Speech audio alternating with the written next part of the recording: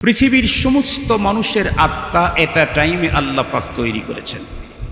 পৃথিবীর সমস্ত মানুষ আজ আদম কিয়ামতের আগ পর্যন্ত যেই মানুষটা সবার শেষে তৈরি হবে ওই লোকটা পর্যন্ত সমস্ত মানুষের আত্মা একদিনে তৈরি।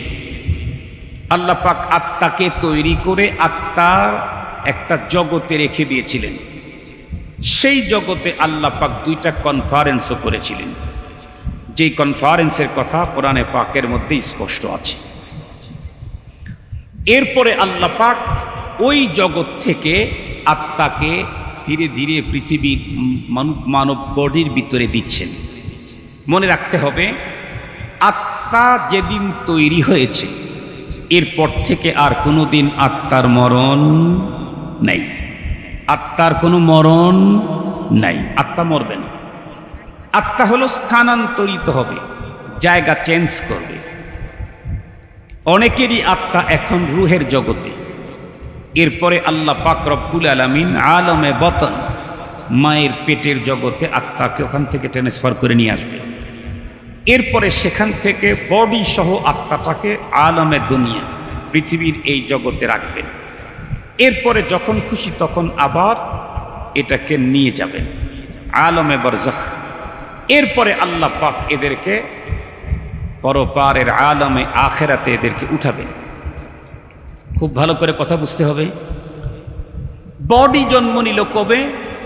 অনেক পরে।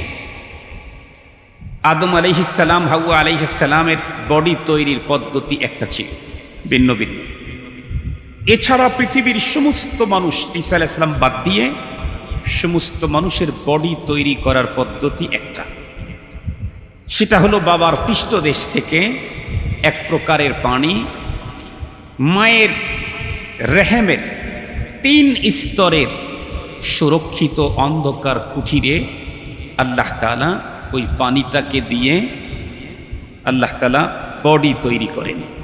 ফি দুলুমাতিন সালাস, আল্লাহ পাকের কোরআনে আল্লাহ তাআলা বলেছেন, একদম সংক্ষিপ্ত করে বলতেছে।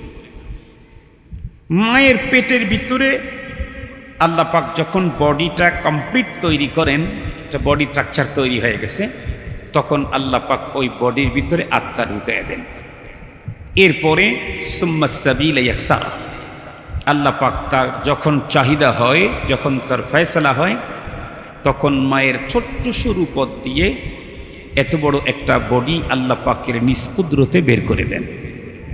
এরপরে যখন পৃথিবীতে আসলাম আমরা, তখন হাত আছে কিন্তু ধারণ ক্ষমতা নাই, চোখ আছে দেখতে পাই না, মেধা আছে বুঝতে পাই না, কান আছে শুনতে পাই না, পা আছে তার উপরে ভর করে দাঁড়াইতে পারি না। রফতা রফতা দিন চলতে চলতে হাতে ধারণ ক্ষমতা কে দিলেন? পায়ে দাঁড়ানোর শক্তি কে দিলেন? চোখে দৃষ্টি দেখার পাওয়ার কে দিলেন? কানে শ্রবণ শক্তি কে দিলেন? মেধাকে বুঝ শক্তি কে দান করলেন? আল্লাহ। এরপরে একটু বড় হতে থাকি, হতে হতে হতে জওয়ানি এসে যায়। এরপরে আবার বার্ধক্যতায় পৌঁছি। মিনকুম মান ইউরাদ্দু ইলা আরদালিল উমর লিকাই লা ইয়ালামা বা'দা ইলমিন শাইআ। এরপরে আবার ছোটবেলার মতো মানুষ হয়ে যায়। দেখেন না, যাদের আব্বা আম্মা বেশি বয়স হয়ে গেছে, ছোট বাচ্চা যেমন একই কথা 10 বার জিজ্ঞেস করে, বেশি বার্ধক্য হতায় যখন মানুষ পৌঁছে তখন একই কথা 10 বার জিজ্ঞেস করে। এরপরে সুম্মা আমাতাহু ফাআকবারা, আল্লাহ পাকের কোরআনে আল্লাহ তাআলা বলেন, এরপরে আমাদের মরণ হবে। তো মরণ হবে কি? মরবে, বডি থেকে আত্মাটা পৃথক হয়ে যাবে। পৃথক হওয়ার পরে এই বডিটা কি করবে? এই বডি হয়তো কবরে নিবে, না হয় চিতায় নিবে। কথা বলেন, হয় কবরে নিবে, না হয় চিতায় নিবে। চিতায় নিলে পোড়ায় ফেলবে, কবরে নিলেও মাটি খেয়ে ফেলবে। তাহলে বডি আসছে অনেক পরে, আর বডিটা শেষ হয়ে গেল অল্প দিন পরেই। কিন্তু আত্মা, মানুষ যেই দুইটা জিনিস মিলে মানুষ, তার একটা হলো আত্মা। এ আত্মার জন্ম অনেক আগে, ও কিন্তু মরে নাই, ও শুধু জায়গা চেঞ্জ করতেছে। আমি যেহেতু দুইটা জিনিস মিলেই, শুধু বডি কখনো মানুষ বলবে না, শুধু আত্মা তাও মানুষ বলবে না। তো আমি যখন আত্মা আর বডির মিশ্রণে আছি, তো আমার ভিতরে দুইটা জিনিস আছে, একটা হলো আত্মা আর একটা হলো বডি। মুহতারাম হাজরিন, বডি যদি কখনো অসুস্থ হয় তাহলে তার জন্য চিকিৎসা আমরা করি। কি পরিমাণ চিকিৎসা করি? রোগ যত বড়, চিকিৎসার জন্য পদক্ষেপ তত বড়। জ্বর সর্দি হয়েছে, গ্রামের ডাক্তার, হাতুড়ে ডাক্তার, মেডিসিনের দোকানদার। একটু চিকুনগুনিয়া ভাব, ডেঙ্গু ভাব, তাহলে আর এই ডাক্তার দিয়ে হবে না, ল্যাবে যেতে হবে, টেস্ট করতে হবে, ব্লাডের এটা কোন পর্যায়ে এখন আছে দেখতে হবে, লেভেল। আরও একটু যদি জটিলতা দেখা দেয় তাহলে আইসিইউতে বড় ডাক্তারের কাছে।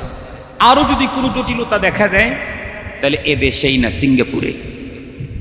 মানুষ তার বডির চিকিৎসার জন্য নিজের একমাত্র ভিটা বাড়িটাও বিক্রি করার ইতিহাস আছে, আছে না নাই? আছে। একমাত্র ভিটা বাড়ি এটাও বিক্রি করে কি বলে, আমার বাড়ির দরকার নাই, আমার বাড়ি বিক্রি করে আমাকে চিকিৎসা করে সুস্থ করার ব্যবস্থা করো। ভিটা বাড়ি বিক্রি করে আর কোনো টাকা নাই, রোগ সারে নাই, তখন মানুষের কাছে সাহায্যের আবেদন পর্যন্ত মানুষ হায়া, লজ্জা এগুলি সব বাদ দিয়ে, শরম সব পিছিয়ে ফেলে, যদি লাইফই না থাকে কিসের শরম, মানুষের কাছে চায়, আবেদন করে। কিন্তু হাজারো চিকিৎসা দিয়ে এই বডিটাকে কি কিয়ামত পর্যন্ত ধরে রাখা সম্ভব? কথা বলেন। হাজার চেষ্টা করেও যদি সম্ভব হইতো, সারা বাংলাদেশের মানুষের বডি মরে গেলেও দুই নেত্রীর বডি মরার সম্ভাবনা ছিল না।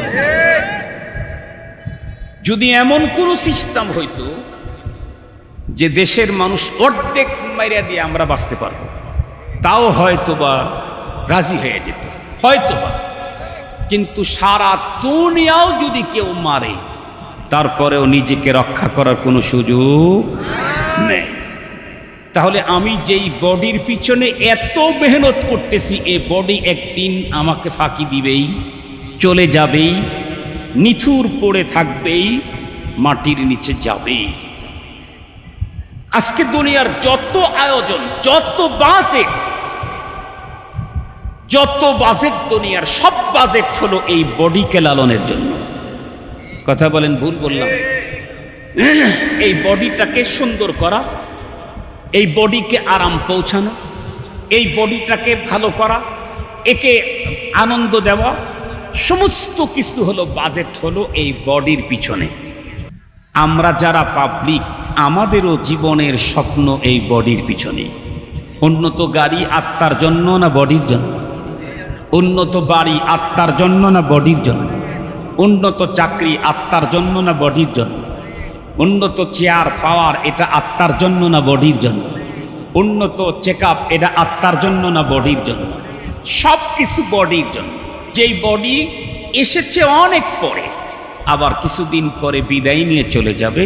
পৃথিবীর কেউ কাউকে, কারো বডি কেউ হেফাজত করতে পারবে না। পক্ষান্তরে আত্মা যেই দিন থেকে তৈরি হলো, সেই দিন থেকে এ আর মরবেই না, শুধু জায়গা চেঞ্জ করতেছে, মরবেই না। তাহলে বলেন তো দেখি, আমি যেই দুই জিনিসের সমন্বয়ে, তার একটা আসতে পরে আবার আগেই চলে যাবে, আর একটা আসছে তো আর কোনোদিন চলে যাবে না, কোনটার পিছনে বেশি মেহনত করা দরকার? একটু জোরে বলেন, আত্মা না বডি? বুঝে বললেন না বুঝে বললেন? বুঝে বলছেন তো। যেহেতু আত্মার কোনো মরণই নাই, এর পিছনে ইনভেস্ট করলে তাহলে লাভ আছে, এর পিছনে সময় দিলে লাভ আছে, এটাকে চাঙ্গা করলে লাভ আছে। সবচাইতে বড় কথা, আমি আর আপনি যখন মরণের পরে কবর হয়ে যখন পরপারে উঠবো আল্লাহর আদালতে, তখন রব্বুল আলামিন আমার এই বডির দিকে তাকাবেনই না, আমার এই বডির দিকে তাকাবেনই না। রাসূলুল্লাহ কি বলেন? ইন্নাল্লাহা লা ইয়ানজুরু ইলা সুওয়ারিকুম ওয়া আমওয়ালিকুম। তোমার বডির দিকে আল্লাহ তাকাবেন না, তোমার সম্পদের দিকেও আল্লাহ পাক তাকাবেন না। ওয়ালাকিন ইয়ানজুরু ইলা কুলুবিকুম ওয়া আমালিকুম। দেখবেন তোমার আত্মার দিকে। সুবহানাল্লাহ বলেন। বডি দেখে যদি বিচার হতো তাহলে বেলাল হাফসি জান্নাতে যাওয়ার সুযোগই ছিল না। বডির দিকে তাকায় যদি বিচার হতো, আত্মার দিকে তাকায় সেদিন বিচার হবে। এজন্য বেলাল হাফসি রাদিয়াল্লাহু তাআলা আনহু এমন জায়গায় যাবেন, সাদা চামড়ার দিনহীন মানুষেরা যেই জায়গার কল্পনাই কোনোদিন করতে পারবে না। কোরআনে পাকে আল্লাহ কি বলেন? ইয়াউমা লা ইয়ানফাউ মালুন ওয়ালা বানুন, ইয়াউমা লা ইয়ানফাউ মাল ওয়ালা বানুন ইল্লা মান আতাল্লাহা বিকলবিন সালিম। সেদিন সম্পদ আর সন্তান এটা কোনোটাই কাজে আসবে না। কাজে আসবে কি? ইল্লা মান আতাল্লাহ, ইল্লা মান আতাল্লাহা বিকলবিন সালিম। যারা নিট এন্ড ক্লিন, স্বচ্ছ, ফ্রেশ, রোগ মুক্ত সুস্থ একটা আত্মা নিয়ে সেদিন যারা উপস্থিত হবে তারা হবে সেই দিন সফল কাম। রব দেখবেন তোমার কাল, আমার আপনার আত্মা। এজন্যই তো সমস্ত নবী এবং রসুলগণ পৃথিবীতে এসে মানুষের বডির উপরে মেহনত করেন নাই, মেহনত করেছেন কিসের উপরে? আত্মার উপরে। সমস্ত নবী রসুলগণের মেহনত ছিল আত্মার উপরে। পৃথিবীর সবচাইতে সেরা মানুষ কারা? আম্বিয়ায়ে কেরাম। নবীদের পরে এই পৃথিবীর সবচাইতে দামি মানুষ সাহাবায়ে কেরাম। নবীজি বলেন, খায়রুল কুরুনি কারনি, খায়রুল কুরুনি কারনি সুম্মাল্লাযীনা ইয়ালুনাহুম সুম্মাল্লাযীনা ইয়ালুনাহুম।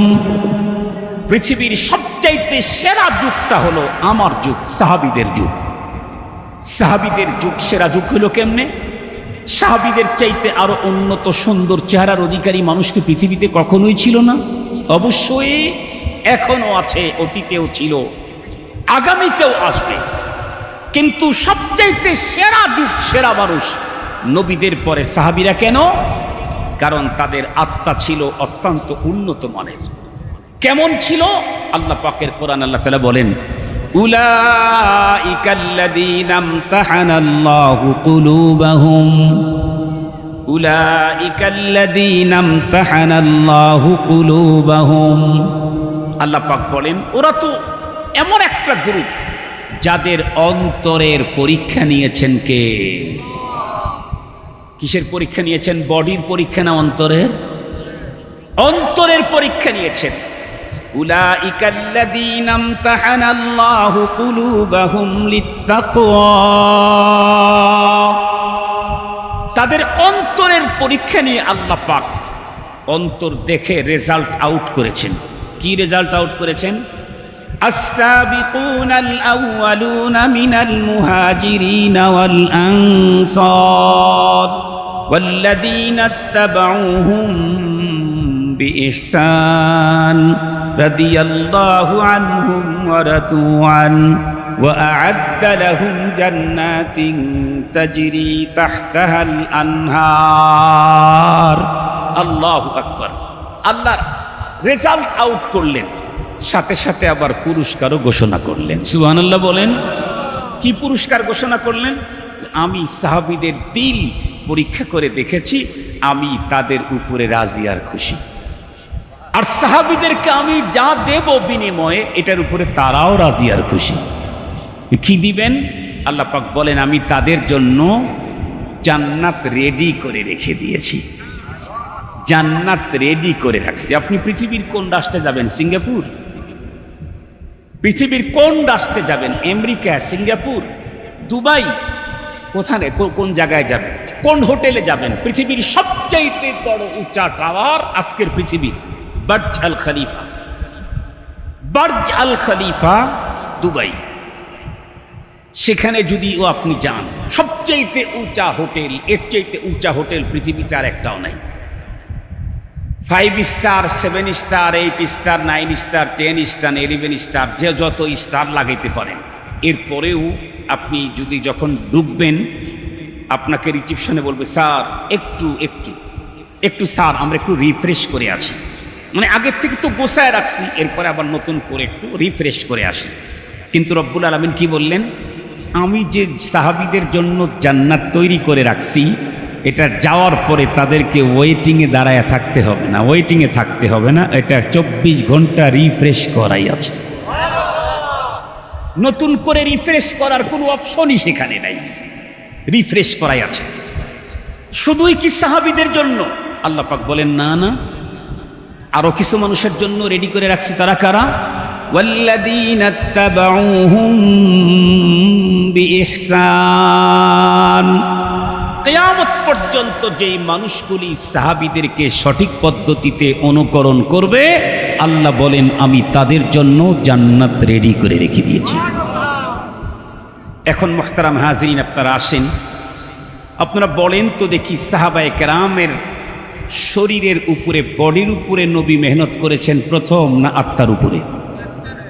আত্মার উপরে মেহনত করে করে করে করে প্রত্যেকের আত্মাকে নিট এন্ড ক্লিন, স্বচ্ছ, ফ্রেশ করে দিয়েছেন একেবারে 100-এ 100 মিয়া মিয়া।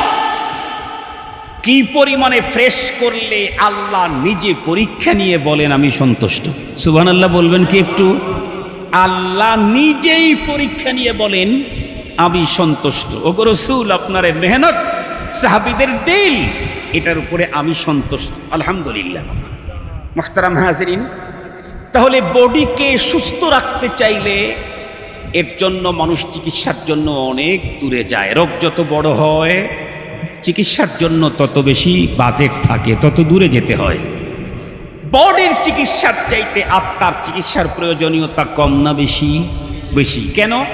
বডিকে আপনি যতই চিকিৎসা দেন, আপনি নিজে যদি চিকিৎসকও হয়ে যান, তারপরও একদিন পৃথিবী আপনাকে ছেড়ে যেতেই হবে।